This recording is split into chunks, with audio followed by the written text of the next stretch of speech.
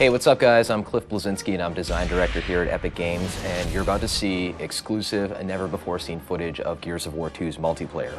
Now the first Gears was a success online, everybody plays it, they're still playing it, but we wanted to really take the game to the next level, and we have many more new multiplayer modes, we have new characters, we have new arenas, new execution moves. It's really a whole new game, and I think you're really going to like it, so let's check it out.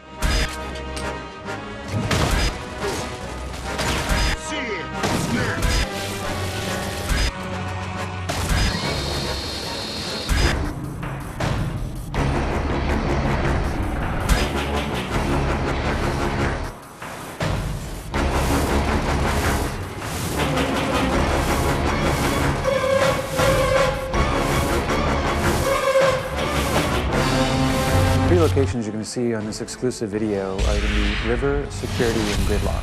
And so the thing that's really interesting about them is that two of them are brand new, and one is a reimagining of the Gears 1 map, Gridlock, which is sort of the baseline for all Gears maps. River is based on a single-player location that people get to see in Gears 2 called Landdown, where they actually go to deploy all the gears to the underground. It's a sort of snowy, wintry hamlet. It's a beautiful setting where there's beautiful violence as well. The final location is a map called Security, which is a mysterious COG outpost with laser fences and laser turrets, in which players have to deactivate said turrets and lasers in order to acquire some of the bigger, better weapons. It's visually compelling, and I think it represents a nice cross-section of the multiplayer experience of Gears 2.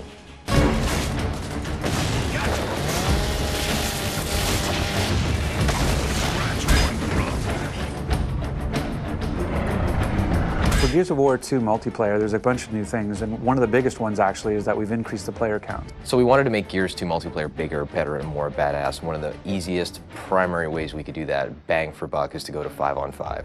Right now it really feels like a really good number of 10 players in the battlefield taking one another out, and it really kind of rounds things out nicely. We really want to make sure that whatever multiplayer mode we do is true to sort of the Gears vibe, that Gears universe version. So capture the flag. Imagine you had a flag, but the flag is a living person and armed with a shotgun and defending itself. So you actually are playing capture the flag with a flag that could kill you. And so you have to go and you have to basically capture the flag by downing him and picking him up as a meat shield, and then you have to drag him back to this location to score a point. So it's capture the flag, but done Gear style. So another mode that we're showing is, again, sort of a reimagining of a known style, which is the Wingman, where it's you and a partner playing against everybody else. We used to call it 2v2, v2, v2, v2. The fact that Gears is really all about co-op, it didn't feel right to have this sort of just last man standing kind of gameplay. It didn't resonate in our world. So when we looked at how we'd want to have that kind of gameplay, it really felt more like it had to be sort of a co-op experience. The third mode that you'll get to see in this exclusive video is something we call Guardian. And really what it is, it's Assassination 2.0, where Assassination was a mode we had in Gears 1, and then we actually fixed it or tweaked it a little bit in a title update to try to make it more fun. And we added the restriction that you had to execute the leader to kind of add to the assassination feel. But even then we felt like we could do more and said, what if the leader was the reason you're able to respawn?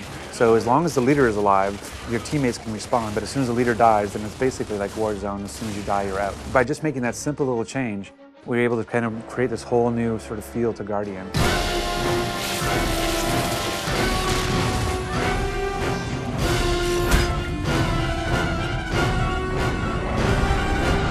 So some of the new weapons that we have in Gears of War 2 include the Scorcher, which is one of my personal favorites. It's essentially the flamethrower from hell. It is basically the most beautiful but deadly flamethrower ever conceived in a video game. Then we also have the Gorgon, which is a locust burst pistol, which is tremendously powerful and also very heavy. And then we also have a shield that players can wield, and they can carry that around and deploy that. You could actually carry the shield with the burst pistol and kind of use that as like a 1-2 punch. And then we have a poison grenade that players can use for area of denial in order to kind of throw this nasty, noxious cloud out. So in Gears of War 1, we had the ability of using a grenade for grenade tagging. So we found that it would be more interesting to actually take that idea of grenade tagging an opponent and actually apply it to the environment. So now you can actually take any of our 3 grenades, the poison grenade, the smoke grenade, or the frag grenade, and you can actually attach it to a wall. And you can use that sort of as a proximity mine, so that if any time an opponent goes by, the grenade will go off. One of the cool things in Gears 2 now as well is we added this concussive force to a smoke grenade. So you can actually knock somebody down and disorient them briefly with a smoke grenade. It's a great new addition to the gameplay. One of the features of Gears of of War 2 is this idea of portable cover. We have it both in the shield that you get to carry, the idea of the meat shield, a feature that sort of led to Meat Flag, this idea of being able to hold somebody as a captive and defend yourself while they block the shots for you. One of the big things about Gears 2 is just not just relying on a static cover that's already placed in the world, but being able to carry cover with you and move with cover as it moves through the level. So in the first Gears, the chainsaw, the Lancer, was a wonderful weapon, and players would cut each other up and they had a great time doing it. But we never really got into the whole idea of if two players came at each other with a chainsaw, what would happen? It was essentially random who won. And now we're answering that question in the sequel, whereas players will lock onto each other and engage in this life or death struggle with sparks flying and the light flickering, and they're grunting and they're pushing and players are mashing the button, and within 3 seconds one player will wind up winning and cutting the other guy in half, and it's this tremendously memorable moment to see these two soldiers, these two huge warriors dueling on the battlefield with these weapons.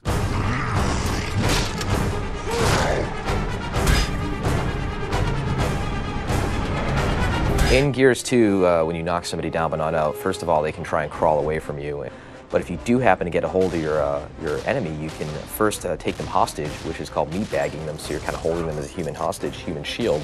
You can also finish them off by then breaking the character's neck and dropping them on the ground. Or if you want to, while the foe is crawling away, you can hit the Y button to do an execution, and there's all sorts of crazy ones, from using the long shot sniper rifle like a sledgehammer, to using the torque bow to popping the enemy's head off, to climbing on top of them and just beating the crap out of them. So there's just tons of them there this time around, and they're a great way to finish off the round and get your buddies cheering on Xbox Live. So in Gears 1, we found that a lot of players felt that evading towards their foes, rolling essentially, and shotgunning at the end of that evade was an effective technique. And that really wasn't the game that we envisioned, so we hooked in this idea of stopping power, whereas players get shot and they actually will slow down progressively with more bullets, so that players can no longer just run blindly at each other, gladiator style. They actually have to be a little bit more tricky and use the cover system and flank and deal with suppressing fire from their buddies in order to really earn their kills this time around. Gears 2 is bigger, better, and more badass, and the multiplayer most certainly shows that. We have amazing new game modes. We're shipping with at least 7. We have great new multiplayer arenas. We have nasty new weapons, grisly new executions, a larger scale of the multiplayer, and I think players are going to be pleasantly surprised with the complete package that we're delivering for them.